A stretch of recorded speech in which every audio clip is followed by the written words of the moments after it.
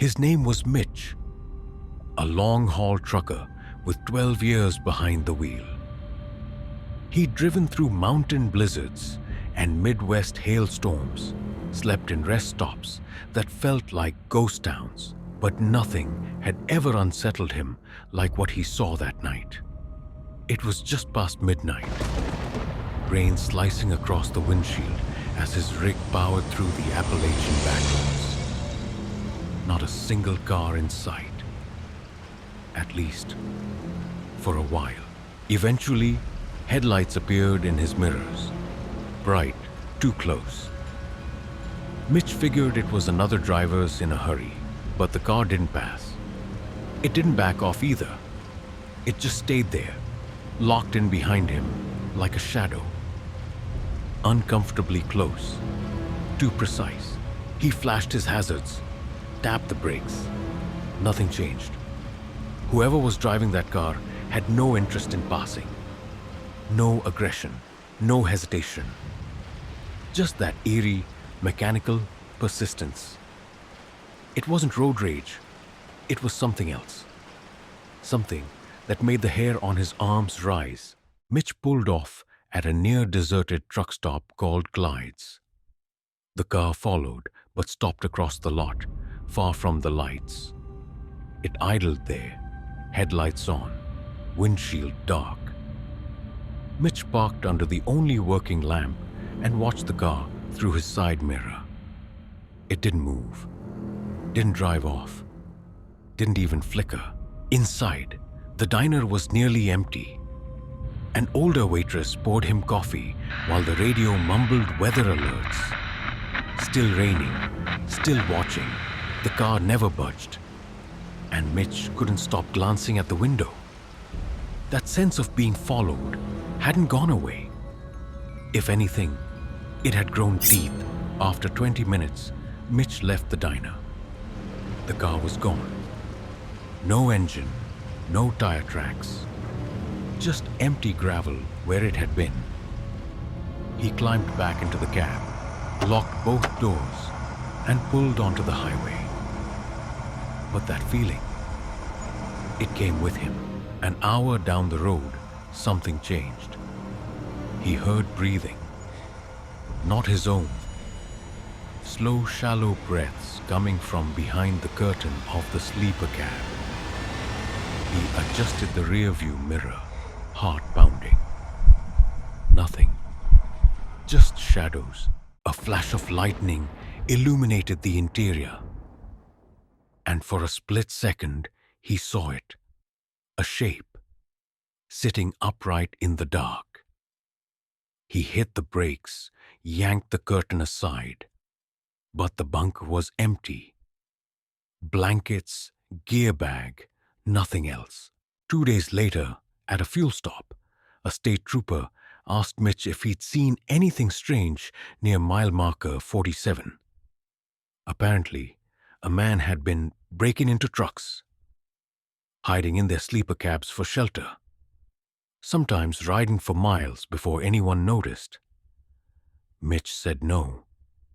He didn't mention the breathing, or the silhouette, or how, when he checks his mirrors now, he always looks twice. Because once you've been followed that closely, you never stop checking.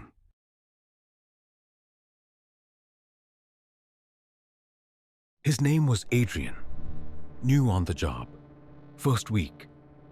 He took a night shift security gig at a dull gray office building downtown, one of those lifeless glass cubes that shut down the moment the sun dipped.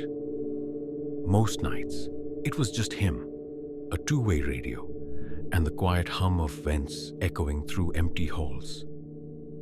It was supposed to be easy, but that night, something changed.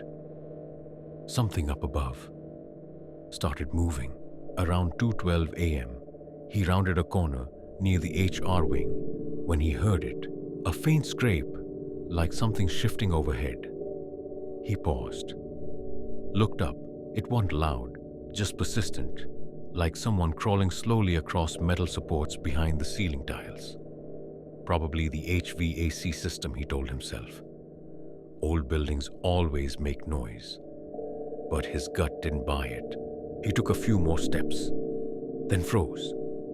On the floor, crumbled bits of drywall. Fresh, above him, a ceiling tile had shifted. Barely, but enough to see. He reached for his radio. Control, this is Adrian. Possible maintenance issue, ceiling damage, level 2, HR corridor. Only static. He tried again. Still nothing. The silence that followed wasn't just technical. It felt deliberate. Adrian retrieved a ladder from the maintenance closet. He climbed slowly, one step at a time, flashlight in hand. At the top, he lifted the loose ceiling tile. The beam of light swept across wires, dust, insulation. And then, a shoe. Just the toe of it, pulling back out of view like it didn't want to be seen. His heart skipped. Someone was up there. He tried the radio again. More static. Then footsteps, not echoes, not creaks. Deliberate, above him, tracking his position as he moved. Every time he paused, so did they. It wasn't paranoia. Someone, or something, was staying just out of sight. The noise led him to the break room. That's where he found it. One of the ceiling vents partially unscrewed. One last bolt still hanging by a thread. It swung slightly, as if recently disturbed. Adrian stared up into the dark square above him. Someone was crawling through the air ducts, and they were getting closer. The police arrived just before sunrise. Adrian led them straight to the vent in the break room. They opened it carefully. No one inside. But what they found was worse. Scratch marks along the duct walls. Deep, uneven human. And drag trails in the dust. Someone had been moving around up there for days. Maybe longer. A week later, Adrian got a call. Police had arrested a man hiding in the ceiling of a hardware store 2 miles away. Same MO, same pattern. Turns out, he'd been living off vending machine snacks and crawling through commercial buildings after dark. No fixed address. No motive. Just hiding. Watching. Adrian quit 2 days after that call. He couldn't walk under another ceiling tile without breaking into a sweat. He never went back to security work, but sometimes, when the house is quiet and a pipe creaks overhead, he still stops, still listens, because now he knows. Sometimes it isn't the pipes. Sometimes someone's really up there.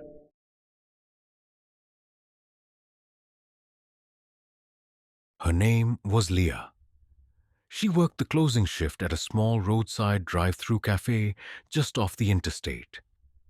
Quiet nights like this were normal, especially past midnight.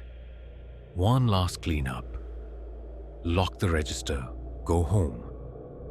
But that night, something pulled up that didn't feel normal. A car rolled up slowly to the menu board.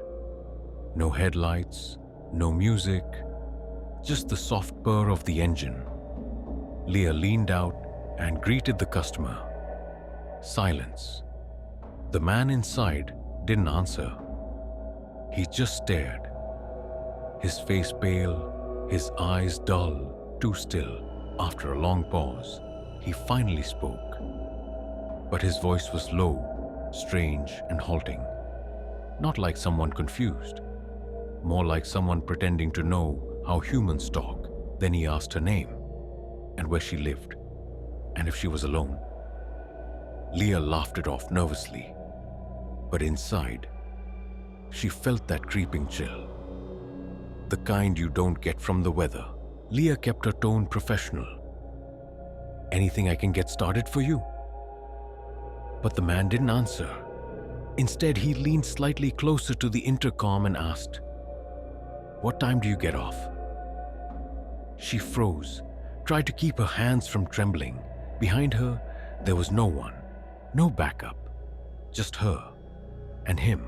He moved forward again, close enough that the grainy black and white security monitor caught his face. He was smiling now, but it wasn't joyful. It was wide, too wide. He tilted his head and stared directly at the camera, then whispered something she couldn't hear, something he didn't want her to hear. Leah stepped away from the window and locked it. She called out, loud enough for him to hear. "Hey, we're closing early. Marcus, go ahead and shut the back." There was no Marcus, but she needed him to think there was. The man didn't leave. He didn't even flinch. He just sat in that silent car, staring forward, smiling. Leah stepped into the back room and called a co-worker. No answer. She waited 5 minutes before working up the nerve to peek back out. The car was gone. No headlights, no taillights. Just gone. No engine noise, no gravel crunch, no trace. Like it had evaporated, and somehow that was worse. The next morning, her manager checked the footage.